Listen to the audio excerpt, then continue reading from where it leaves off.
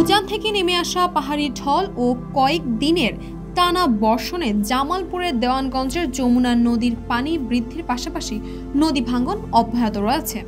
বৃহস্পতিবার দুপুরে দেওয়ানগঞ্জ উপজেলার বাহাদুরাবাদ ঘাট পয়েন্টে যমুনা নদীর পানি বিপদসীমার ৬৯ সেন্টিমিটার উপর দিয়ে প্রবাহিত হচ্ছে।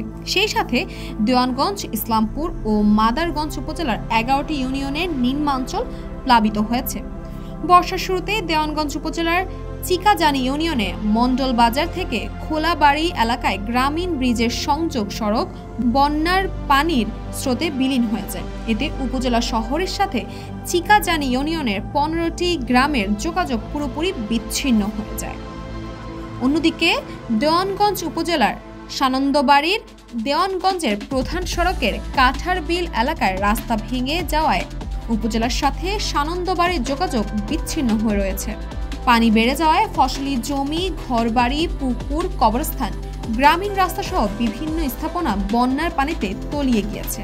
এতে মানুষ ও গবাদি পশু বিশুদ্ধ পানি ও খাবারের অভাবে চরম বিপাকে পড়েছে। বন্যায় মোকাবেলায় জেলা প্রশাসকের পক্ষ থেকে সব ধরনের প্রস্তুতি গ্রহণ করা হয়েছে। বন্যার্থর জন্য ১৩৫টি আশ্রয় কেন্দ্র প্রস্তুত রাখা হয়েছে।